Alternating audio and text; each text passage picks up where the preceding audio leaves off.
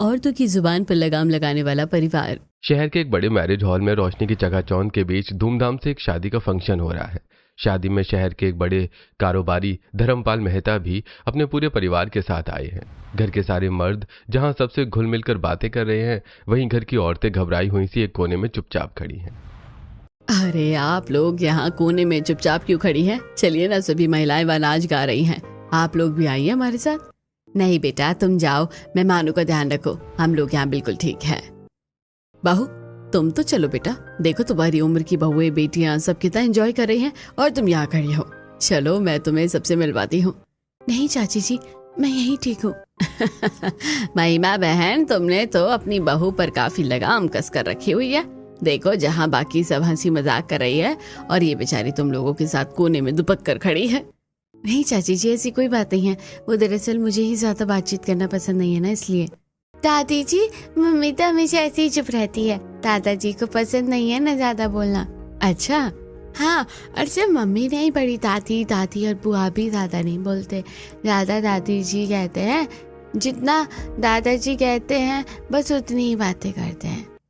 अच्छा, लेकिन क्यों ऐसा? दादाजी को ज्यादा बात करना पसंद क्यों नहीं है? हाँ बताओ बेटा, इसलिए ये सब इतनी चुप नजर आ रही है ना? अरे आप भी किससे बात करने लगी हैं? ये तो बच्ची है बेचारी, भला इसे घर की बातों की क्या ही समझ है, जो मुंह में आता है कह देती है। आप झूठ क्यों बोल रही हो बड़ी दादी जी? बड़े दादाजी कहते हैं ना कि घर की औरतों को अपनी जुबान पर लगाम रखना चाहिए, तभी गृहस्थी अच्छे से चलती है, वरना औरतें तो झगड़े पर उतर आती हैं। अच्छा ऐसी बात है क्या? बहन जी, हम तो आपके परिवार को एक आदर्श परिवार समझते थे। हाँ, और आपके घर के मर्द औरतों के बारे में ऐसा सोचते हैं, हमें तो अंदाजा भी नहीं था। अरे भाई, आप भी किसकी बातें सुन रही हैं? इससे भला किस बात की समझ है? घर में एक आध बार कोई बात सुन ली और बस दिमाग में डाल ली, और नहीं तो क्या। आप तो हमारे परिवार को जानती ही है, शहर का कितना रसूखदार परिवार है हमारा, कितना नाम है हमारे परिवार का। हाँ हाँ ठीक है बेटा, छोड़ो, चलो वरमाला की रस्म शुरू हो रही है, हम सब स्टेज के पास चलते हैं। गीता देवी, महिमा जी, रागिनी और सरिता स्टेज के पास आती हैं और वहां भी चुपचाप खड़ी रहती हैं, जबकि बाकी सब हंसी मजाक कर रहे थे। तभी एक आपस में हंसते और मस्ती करते हुए कपल को देखकर निहारिका कहती है, मम्मी ये अंकल आंटी भी तो आपके और पापा की तरह ही है, लेकिन ये लोग कितने अच्छे से बातें कर रहे हैं, ऐसी मजाक कर रहे हैं। हाँ बेटा, आप और पापा ऐसा क्यों नहीं करते हो? आप क्यों आपस में बात नहीं करते हो? बेटा बात करने देंगे तब करेंगे ना। तुम्हारी मम्मी तो बेचारी चाहती है बात करना, लेकिन तुम्हारे पापा को तुमने देखा है ना, कभी मम्मी से बात करते हो? सही बात है बुआ जी, लेकिन मेरी सारी फ्रेंड्स के मम्मी पापा भी एक दूसरे से अच्छे से बात करते हैं। हमारे यहाँ तो आप सब भी हमेशा चुप ही रहती हो। चुप हो जाओ निहारिका, कब से बोली जा रही हो? बच्चों को इतनी बड़ी बड़ी बातें नहीं करनी चाहिए, जितना बोलने के लिए कहा जाए बस उतना ही बोला करो। लेकिन ऐसा क्यों मम्मी? मुझे भी नहीं पता ऐसा क्यों, तुम बस अपनी जुबान पर कंट्रोल रखा करो। तुम जानती हो ना कि बड़े दादाजी घर में क्या करते हैं। फिर तुम भी चुप रहा करो सरिता, तुम्हारे दादाजी सुन लेंगे तो अभी चिल्लाने लगेंगे और अच्छा खासा तमाशा खड़ा कर देंगे, ये भी नहीं सोचेंगे कि हम कहाँ खड़े हैं। सरिता तुम्हें इसे समझना चाहिए, तो उल्टा तुम इसे भड़का रही हो। तुम्हें तो पता है ना कि ये तो बच्ची है, यहाँ सबके सामने कुछ भी बोल देगी तो बात कितनी बढ़ जाएगी। तीनों महिलाएं निहारिका और सरिता को समझा रही होती हैं कि तभी राघव और माधव वहां आकर धीमी आवाज में गुस्से से कहते हैं, हम लोग तब से देख रहे हैं, तुम लोगों का मुंह चलता ही जा रहा है। क्या दिखाना चाहती हो तुम लोग? लोगों को अपनी आवाज सुनाना चाहती हो क्या? वो हम बातें नहीं कर रहे हैं, हम तो बस निहारिका को समझा रहे हैं। अच्छा, समझाने का भी एक ढंग होता है, ये ऊंची आवाज में समझाया नहीं जाता, और अपनी आवाज नीची रखो। यूं 10 लोगों को अपनी आवाज सुनाने की जरूरत नहीं है, तुम लोगों को अपनी जुबान पर लगाम लगा कर रखा करो, समझी? इतना कहकर दोनों वहां से चले जाते हैं और रागिनी कहती है, जुबान पर लगाम ही तो लगा कर रखते हैं हमेशा, तब से और क्या कर रहे हैं? बुद्ध बनकर ही तो खड़े हैं ना यहाँ। कुछ देर बाद खाना होता है और उसके बाद सब लोग घर आ जाते हैं। अगले दिन सुबह सब डाइनिंग हॉल में बैठे हैं। घर की सारी महिलाएं किचन में काम कर रही हैं और टीवी पर कोई डिबेट चल रही है। तभी किचन में गीता जी से स्टील का गिलास गिर जाता है और दादाजी गुस्से से झपटते हुए कहते हैं, अरे ये किस बात का शोर हो रहा है? समझ में नहीं आता क्या तुम लोगों को? अरे सुबह सुबह दिमाग खराब करना जरूरी है क्या? माफ करना, गलती से हो गया। बस गलती से हो गया? अरे ध्यान कहाँ रहता है तुम लोगों का? ध्यान से काम करोगे तो ऐसी गलतियां नहीं होंगी, समझी? मम्मी से गलती से हो गया है बाबूजी, जानबूझकर नहीं गिराया उन्होंने। जब उन्होंने कह दिया है तो फिर तुम्हें बीच में बोलने की जरूरत क्या है? अपनी जुबान पर लगाम लगा कर रखा करो, समझी? मैंने तो कब से अपनी जुबान पर लगाम लगा कर रखी हुई है बाबूजी। काश मैंने उस वक्त अपनी जुबान पर लगाम लगा ली होती ना, तो आज मुझे यूं घुट घुट कर जीना नहीं पड़ता। कमला की बात सुनकर महिमा और रागिनी उसे धीमी आवाज में समझाती हैं। बस करो कमला, बात को मत बढ़ाओ, जो हुआ उसे भूल जाओ। हाँ बुआ जी, प्लीज आप शांत हो जाइए। महिलाओं के बोलने पर पाबंदी लगाने से कुछ हासिल नहीं होगा। उन्हें हमेशा चुप रहने की सलाह दी जाती है ताकि उनकी गृहस्थी बची रहे। लेकिन दोस्तों, ये गलत बात है। इससे घर तो नहीं बसेगा, लेकिन मन में डर जरूर बस जाएगा। अरे बस ऐसी ही लड़कियां होती हैं जो केवल मुंह चला सकती हैं, इनसे घर नहीं चल सकता। मुझे ऐसी लड़कियों से सख्त नफरत हो गई है जो बस बोलना जानती हो। मैंने तो जानबूझ के सिया की डिबेट लगाई थी, मुझे क्या पता था कि ऐसी डिबेट आ जाएगी। दादाजी को तो सिया से नफरत है, अभी बात करूंगा तो बात पूरी तरह से बिगड़ जाएगी। कुछ देर में नाश्ता लगता है और सभी लोग नाश्ते की टेबल पर आते हैं। औरतें चुपचाप खाती हैं, लेकिन मर्द रोज की तरह खाने में कमियां निकालते हैं। पराठे करने वाला मुंह में डालते ही राघव कहते हैं, अरे ये कैसा पराठा बनाया है आज? नमक के अलावा और कोई भी स्वाद नहीं है इसमें। आलू के पराठे में नमक ज्यादा डाल दिया और चटनी में नमक ही नहीं है, हद है भाई। अरे इस घर की औरतों को आज तक ढंग का खाना बनाना नहीं आया है। पता नहीं दिमाग कहाँ रहता है, शायद हमारा नसीब ही खराब है। इतनी बातें सुनकर भी महिलाएं अपनी सफाई में कुछ नहीं कहती, क्योंकि उन्हें इतनी भी इजाजत नहीं होती। वो चुपचाप मुंह नीचे करके सबकी बातें सुनते हुए खाना खाती हैं। नाश्ते के बाद सरिता करण से कहती है, भैया आज आप मुझे कॉलेज तक छोड़ दोगे प्लीज? मुझे बहुत देर हो गई है आज। देर कब नहीं होती है तुझे? ठीक है, तैयार होकर राजा, मैं छोड़ दूंगा। सरिता को कॉलेज में छोड़कर करण सिया से मिलने चला जाता है। सिया और करण 3 साल से एक दूसरे को पसंद करते थे और शादी करना चाहते थे। सिया से मिलकर करण कहता है, सिया आज मैंने सोचा था कि मैं अपने घर में हमारे रिश्ते की बात करूंगा। अच्छा, फिर की तुमने बात? कहाँ कर पाया, सुबह टीवी पर तुम्हारी डिबेट का प्रोग्राम देखकर तो दादाजी एकदम से भड़क गए। क्यों, ऐसा क्या था उस डिबेट में? बल्कि आज का टॉपिक तो काफी अच्छा था। हाँ, लेकिन दादाजी गुस्सा होते हुए कह रहे थे कि कितना बोलती है ये लड़की। अजीब बात है, लोग तो मुझे मेरी बातों की वजह से ही अप्रिशिएट करते हैं, और तुम कह रहे हो कि तुम्हारे दादाजी को मेरा बोलना अच्छा नहीं लगा। आखिर क्यों? देखो सिया, ये सब मैं तुम्हें अभी नहीं बता सकता हूँ, लेकिन मेरे दादाजी और पापा जरा कंजर्वेटिव माइंडसेट के हैं। सिया, मैं तुमसे एक बात कहूँ? हाँ हाँ कहो ना करण। तुम मुझसे प्यार करती हो ना? ये कैसे सवाल है करण? मैं तुमसे प्यार करती हूँ, इसलिए मैं तुमसे मिलने आई हूँ ना। बोलो क्या बात है? वो सिया, हम दोनों ना मंदिर में शादी कर लेते हैं। हम तुम्हारे मम्मी पापा को बता देंगे। ऐसा क्यों करण? तुम मंदिर में शादी क्यों नहीं करना चाहते हो? अपने घर में कुछ नहीं बताओगे क्या? वो सिया देखो, तुम्हारे प्रोफेशन के कारण मेरे घर के मर्द कभी हमारे रिश्ते के लिए हाँ नहीं करेंगे। एक बार शादी हो जाए तो बाद में वो कुछ नहीं कर पाएंगे। ये कौन सी बात हुई करण? अब अच्छा लगे चाहे बुरा, हमारे पास बस ये एक ही रास्ता है। हमें ऐसा ही करना पड़ेगा, वरना हमें अलग होना पड़ेगा। ये बहुत बड़ा फैसला है करण, मैं ये अकेले फैसला नहीं कर सकती। मुझे अपने मम्मी पापा से इस बारे में बात करनी होगी। हाँ बिल्कुल, तुम अपने मम्मी पापा को बताओ, फिर देखते हैं कि वो लोग क्या कहते हैं। सिया परेशान हो जाती है और अपने घर आकर अपने मम्मी पापा से इस बारे में सलाह मशवरा करती है। दीपा और सुरेश जी को पूरी बात समझाकर सिया कहती है, अब आप लोग ही बताइए मुझे क्या करना चाहिए। बेटा तुम खुद इस बात का फैसला करो, हमें तुम और तुम्हारी समझदारी पर पूरा भरोसा है।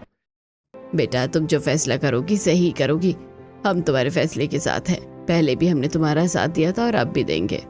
पापा मम्मी, मुझे करण के परिवार वालों के बारे में ज़्यादा जानकारी नहीं है।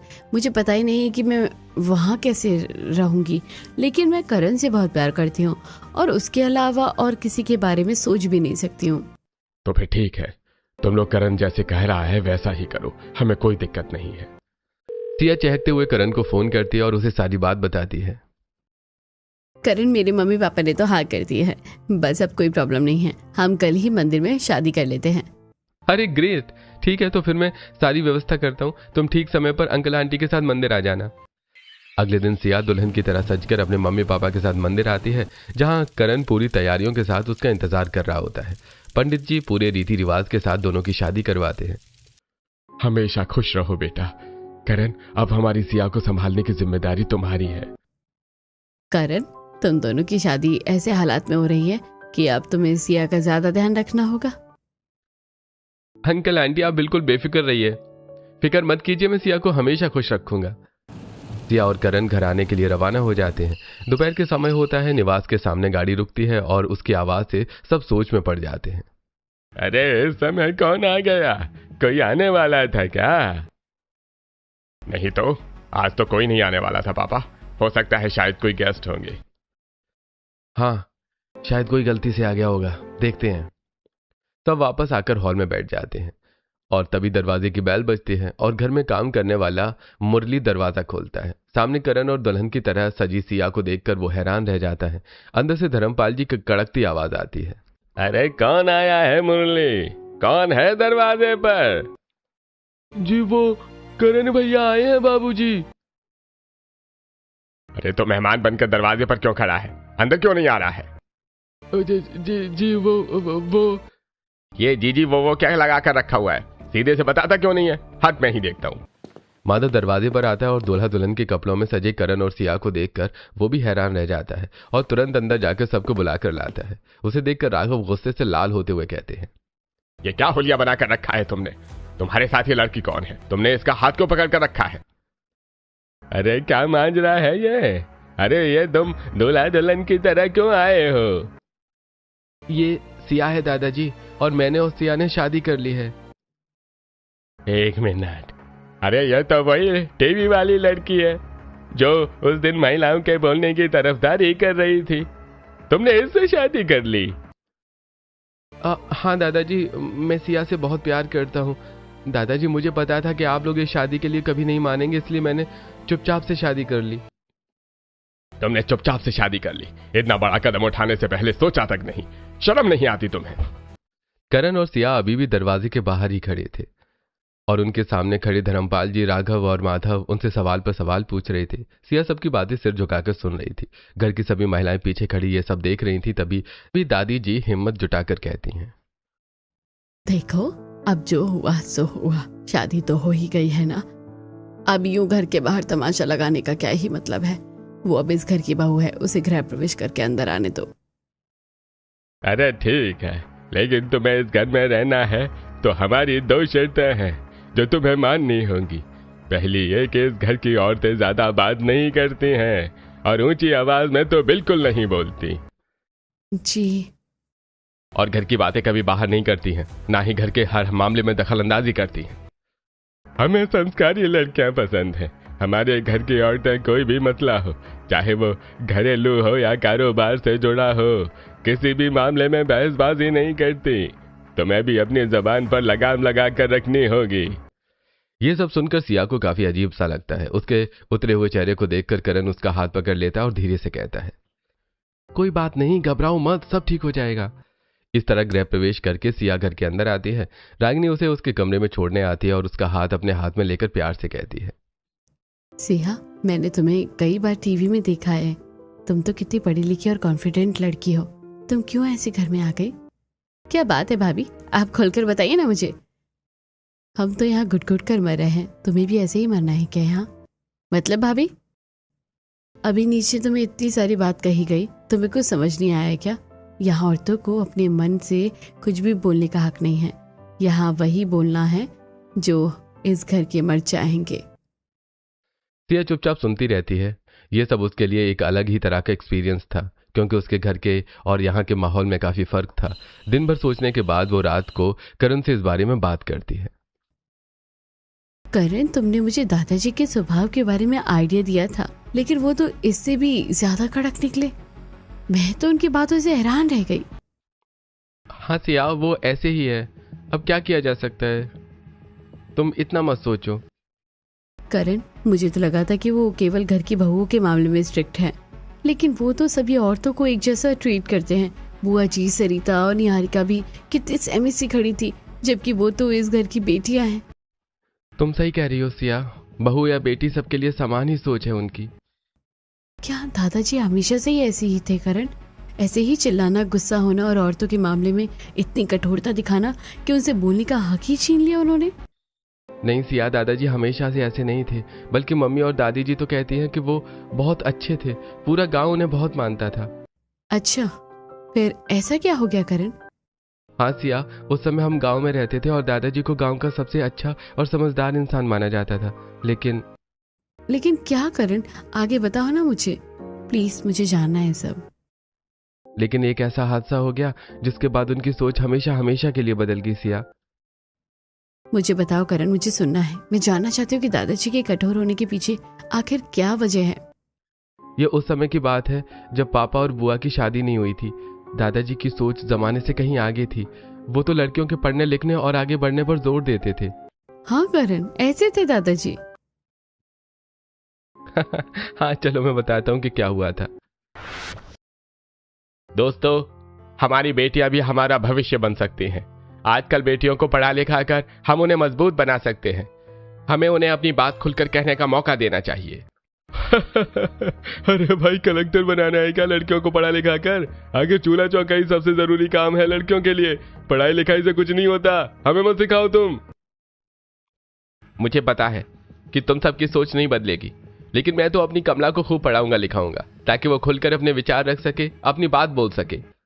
धर्मपाल जी गांव के खिलाफ जाकर कमला को शहर भेजकर खूब पढ़ाते हैं। नियत समय पर कमला की शादी होती है और वो ससुराल आ जाती है, लेकिन शादी के कुछ महीनों के बाद ही कमला के ऊपर गलत इल्जाम लगने लगते हैं। अरे बदचलन है तुम्हारी बेटी, इसे अपने पास ही रखो, मुझे ऐसी बीवी नहीं चाहिए। इसकी जुबान जरा ही चलती है। हमने तो आज तक अपने बेटे को कुछ नहीं कहा, ये तो उससे लड़ाई तक कर लेती है। चक्कर चल रहा है इसका किसी के साथ। बाबूजी, ये लोग सब झूठ बोल रहे हैं, मुझ पर लांछन लगा रहे हैं कि मेरा किसी के साथ संबंध है। आप तो मुझे अच्छे से जानते हैं ना, मैं ऐसा करना तो दूर सोच भी नहीं सकती। हाँ बेटा, तुम सही हो, लेकिन ये लोग ऐसा क्यों कह रहे हैं? मैं गलत बात का विरोध करती हूँ ना, इसलिए ऐसा कह रही हूँ बाबूजी। लेकिन मैं ऐसे चुप नहीं बैठूंगी बाबूजी। मेरे चरित्र पर जितने छींटे उड़ाए हैं, मैं उन सब का हिसाब लूंगी। मैं पंचायत में जाऊंगी। कुछ दिन बाद गांव में पंचायत बैठती है और कमला बेबाकी से खुलकर अपने विचार रखती है और ससुराल वालों को खूब खरी खोटी सुनाती है। नतीजा तो कुछ नहीं निकलता, लेकिन ये देखकर गांव वाले लड़के वालों की बजाय कमला के लिए बातें बनाकर धर्मपाल को सुनाते हैं। अरे भाई देखा धर्मपाल, पंचों के सामने तुम्हारी बेटी कैसे जुबान चला रही थी, ऐसे ही ससुराल में भी इसकी जुबान कैंची की तरह चलती होगी। अरे देख लिया, पढ़ाई लिखाई करके इसने सिर्फ मुंह चलाना सीखा है शायद। कौन से ससुराल वाले बर्दाश्त करेंगे ऐसी लड़की को? और पढ़ाओ लड़की को। अरे अच्छा है हमने तुम्हारे कहने पर अपनी बेटियों को ज्यादा पढ़ाया लिखाया नहीं, तभी तो उनकी जुबान पर लगाम है, वरना वो भी ऐसे ही कमला की तरह मायके में आकर बैठ जाती। कमला बुआ के पति ने ना तो उन्हें डिवोर्स दिया और ना ही अपने घर में रखा। तब से वो यहीं पर हैं। दादाजी को यही लगने लगा कि ये सब कमला बुआ की जबान चलाने के कारण हुआ है। अच्छा, तो इसलिए वो ऐसे हैं? हाँ, और तभी से उन्होंने ये फैसला कर लिया कि अब वो कभी अपने घर की किसी औरत को ज्यादा बोलने नहीं देंगे, ताकि और किसी का घर न टूटे। लेकिन करण, जब उन्होंने एक बार अपनी बेटी को जमाने के खिलाफ जाकर इतना बड़ा मौका दिया, तो उसकी बात को समझने की कोशिश तो करना चाहिए था ना। अब सो जाओ सिया, इस पर हम ज्यादा बात नहीं कर सकते। अगले दिन सिया की पहली रसोई की रस्म होती है और वो सबके लिए बाकी खाने के साथ साथ खीर भी बनाती है। घर के सब मर्द खा रहे होते हैं तो सिया उनसे चहक कर पूछती है, खीर कैसी बनी है दादाजी? बताइए ना दादाजी, चखिए तो सही। अरे ये कैसी बात कर रही हो तुम बहू? कल तुम्हें बताया था ना कि यहाँ ऊंची आवाज में और ज्यादा बात करना मना है। समझ में नहीं आया क्या तुम्हें? दादाजी, मुझे आपसे एक और बात पूछनी थी। मुझे करण ने सब बताया हुआ था, लेकिन आपने अगर गांव वालों के खिलाफ जाकर कमला बुआ को पढ़ाया लिखाया, तो फिर थोड़ा तो उनके ऊपर विश्वास करना था ना। उनकी बात भी तो सुननी चाहिए थी आपको। तुम्हें किसने कहा इस मामले में दखल अंदाजी करने को? है, अपनी हद में रहो तुम। अपने आप को ज्यादा होशियार समझती हो तुम। क्या आपको अभी भी यही लगता है कि कमला बुआ ऐसी हरकत कर सकती है? आपको अपनी बेटी पर बिल्कुल भरोसा नहीं था दादाजी? ये गड़े मुर्दे उखाड़ने की क्या जरूरत है तुम्हें? कल तुम्हें समझाया था ना, समझ में नहीं आया तुम्हारे? करण, शायद हमारी बात इसे समझ में नहीं आई है, तो ही इसे अच्छे से समझा देना। लेकिन बाबूजी सुने तो। अरे बहुत जबान चल रही है तुम्हारी, तुम ऐसे नहीं सुधरोगी। यहाँ सबको अपनी गलती की सजा जरूर मिलती है, तुम्हें भी इस बात की जरूर सजा मिलेगी। धर्मपाल बहुत ज्यादा गुस्से में आ जाते हैं और खाने की थाली उठाकर फेंक देते हैं। घर की बाकी औरतें घबराई हुई सी बुत बनकर खड़ी रह जाती हैं। कमला आगे बढ़कर कहती है, इस घर के लोगों की सारी तकलीफों की जड़ मैं ही हूँ। मेरी वजह से ये सब हुआ है, मैं ही बुरी हूँ। हाँ, तुम हो ही बुरी। अरे समझ जाओ इस बात को, तुम्हारी वजह से ये हुआ है सर। कमला रोते रोते अपने कमरे में चली जाती है और धर्मपाल जी गुस्से से लाल होते हुए सिया से कहते हैं, तुमने जबान चलाकर जो गलती की है उसके लिए तुम्हें ऐसी सजा मिलेगी कि तुम्हारी अकल ठिकाने पर आ जाएगी। हम तुम्हें सजा देते हैं कि तुम अपने माँ बाप से बात नहीं करोगी और घर के सारे काम करोगी। हाँ मुझे मंजूर है, लेकिन मैं भी इस घर में ये अत्याचार नहीं होने दूंगी। आप जिद्दी हैं तो मैं भी आपसे बड़ी जिद्दी हूँ। मैं भी घर के पूरे काम करूंगी और मम्मी पापा से भी कोई बात नहीं करूंगी। और कुछ दिन सिया सजा के तौर पर घर के सारे काम करती है। धर्मपाल जी उससे उसका फोन भी छीन लेते हैं, जिससे वो अपने मम्मी पापा से भी बात नहीं कर पाती। लेकिन काम की अधिकता से वो अब थकने लगती है और करण से कहती है, करण तुम दादाजी से बात करो ना, मुझसे काम नहीं हो पा रहा है। तुम तो मेरी हालत देख ही रहे हो ना। देख रहा हूँ सिया, लेकिन तुम्हें भी तो सोच समझकर कदम उठाना चाहिए था ना। क्यों इतना बड़ा चैलेंज स्वीकार कर लिया तुमने? फिर भी ठीक है, तुम फिक्र मत करो, मैं दादाजी से बात करता हूँ। करण धर्मपाल जी से इस बारे में बात करता है और उनका कड़वा जवाब सुनकर चुप हो जाता है। दादाजी, अब सिया को माफ कर दीजिए ना। घर के सारे काम करना उसके लिए मुश्किल हो रहा है, ऊपर से आपने उसका फोन भी रख लिया है। अरे तुम उसकी वकालत मत करो करण, उसे उसके लिए किए की सजा ही मिल रही है ये। और लानत है तुम पर कि तुमने अपनी बीवी नहीं संभाली गई। अरे उसकी बेलगाम जबान पर लगाम लगाना नहीं आया तुम्हें। धर्मपाल जी करण की बात नहीं सुनते। 2 दिन बाद सिया महिमा के पास जाकर कहती है, मम्मी जी मुझसे अब ज्यादा काम नहीं हो पा रहा है। मुझे अपने मम्मी पापा से बात करनी है, वो भी परेशान हो रहे होंगे। आप कुछ करिए ना। ठीक है बेटा, फिक्र मत कर, मैं तुम्हारे ससुर जी से बात करती हूँ। तुम करण के फोन से अपनी मम्मी पापा को फोन कर लेना। वैसे तो ये चीटिंग होगी मम्मी जी, लेकिन मुझे करना पड़ेगा। वो लोग मुझे फोन ट्राई कर रहे होंगे और परेशान हो जाएंगे। सिया करण के फोन से अपने मम्मी पापा को फोन लगाती है, लेकिन उसके कमरे के पास गुजरते ही धर्मपाल जी सुन लेते हैं। अपने मम्मी पापा से बात कर रही हो? शायद हार गई हो तुम। अब तो तुम्हारी ये सजा है कि तुम सबके कपड़े भी धोगी। तुम अब पूरे 2 दिन मुंह पर कपड़ा बांध कर घूमोगी ताकि तुम्हारी जुबान को थोड़ा आराम मिल सके। सिया को मुंह पर कपड़ा बांधकर अपनी जुबान को लगाम देने की सजा मिलती है। महिमा से उसकी हालत देखी नहीं जाती और वो राघव से इस बारे में बात करके उन्हें सिया की परेशानी बताती है। आप बाबूजी को समझाइए ना। सिया रसोई में अकेले काम करके थक जाती है बेचारी, फिर उसके मम्मी पापा से भी उसकी बात नहीं करवाई जा रही है। बच्ची है बेचारी, मुंह पर कपड़ा बांध कर घूमना पड़ रहा है बेचारी को। अरे बच्ची नहीं है वो, पहले ही सब समझाया था ना उसे। अब भुगते खुद और उसकी तरफदारी कर रही हो ना। तो सुन लो, कल से घर में कोई काम वाली नहीं आएगी। सारा काम तुम दोनों सास बहू करोगी, यही तुम्हारी भी सजा है। सारी काम वालियां हटा दी जाती हैं और अब तो महिमा को भी सिया के साथ काम करना पड़ता है। माफ करना मम्मी जी, मेरी वजह से आपको भी काम करना पड़ रहा है। कोई बात नहीं बेटा, कुछ दिन की बात है। एक बार उनका गुस्सा उतर जाएगा तो सब ठीक हो जाएगा। लेकिन कमजोरी के कारण 2 दिन में ही महिमा की तबीयत खराब हो जाती है और डॉक्टर को बुलाया जाता है। डॉक्टर महिमा का चेकअप करती है और कहती है, ये काफी कमजोर है, इसके लिए तो दवाई दे देती हूँ, लेकिन मुझे लगता है कि ये काफी घुटन से भरे माहौल में रह रही हैं। कोई तनाव है इन्हें और इन्हें इससे बाहर निकालने की जरूरत है, वरना इनकी जान को खतरा है। अपनी माँ की इतनी बुरी हालत देखकर करण और माधव दुखी हो जाते हैं। वो एक दूसरे से इस बारे में बात करते हुए कहते हैं, माँ की हालत इतनी खराब हो जाएगी सोचा नहीं था। करण, मुझे बहुत दुख हो रहा है। हमने कभी माँ के बारे में सोचा ही नहीं। अब हमें माँ का खूब ध्यान रखना होगा। हाँ भैया, नहीं तो हम उन्हें हमेशा के लिए खो देंगे। फिर जिंदगी भर इसी पछतावे की आग में जलते रहेंगे कि हमने माँ के लिए कुछ किया क्यों नहीं। करण और माधव महिमा का खूब ध्यान रखते हैं और उनकी तबीयत में सुधार थोड़ा आ जाता है। एक दिन धर्मपाल के पास कोई मिलने आता है और उनके जाते ही वो सब पर बरसने लगते हैं। अरे निहारिका कहाँ है? बुलाओ उसे, अभी के अभी बुलाओ। क्या हुआ दादाजी, निहारिका ने कुछ किया क्या? क्या हुआ है पूछ रही हो? अरे तुम्हारी लड़की ने समाज में मेरी नाक काट दी। उस दिन शादी में उस बड़बोली ने मेरी खूब बुराई की थी ना, कि मैं घर की औरतों पर जुल्म करता हूँ, उन्हें बोलने नहीं देता। बच्ची है बेचारी, इसे हमने समझाया था तो समझ गई थी। अब तो कितनी पुरानी बात हो गई है, माफ भी कर दीजिए। इसे और माफ कर दूं? अरे मैं तो इसे सजा देने वाला हूँ, इसके मुंह पर पट्टी लगाकर, ताकि ज्यादा बोलना हमेशा के लिए भूल जाए। इसके बाद इसे ये सजा हमेशा याद रहेगी और इसकी जुबान पर लगाम रहेगी। ये कैसी सजा है दादाजी? मेरी फूल सी बच्ची है बेचारी, उसके साथ ऐसा जुल्म मत कीजिए, मैं उसे समझा दूंगी। समझाया होता तो कब के समझा चुकी होती। और अब इसके साथ तुम भी सजा भुगतोगी। तुम्हारे मुंह पर भी पट्टी बनेगी और तुम कड़ी धूप में छत पर बैठकर पापड़ बनाओगी। ये तो सही नहीं है दादाजी, इतनी सी बात की इतनी बड़ी सजा क्यों दे रहे हैं आप? हाँ, दे रहा हूँ, ताकि आगे इस तरह की गलती ना हो, और जब तुम्हारी सजा चलेगी तब तुम्हारी बेटी को देख नहीं पाओगी। ऐसा मत कीजिए, बेचारी बच्ची का तो सोचिए, दोनों बीमार पड़ जाएंगी। इसी तरह महिमा और सिया भी समझाती हैं, लेकिन समझने के बजाय धर्मपाल जी उन्हें भी सजा सुना देते हैं। तो अब तुम सब सारी औरतें तरफदारी पर उतर आई हो ना, तो अब तुम सब सजा भुगतोगी। जाओ, रागिनी के साथ छत पर पापड़ बनाओ।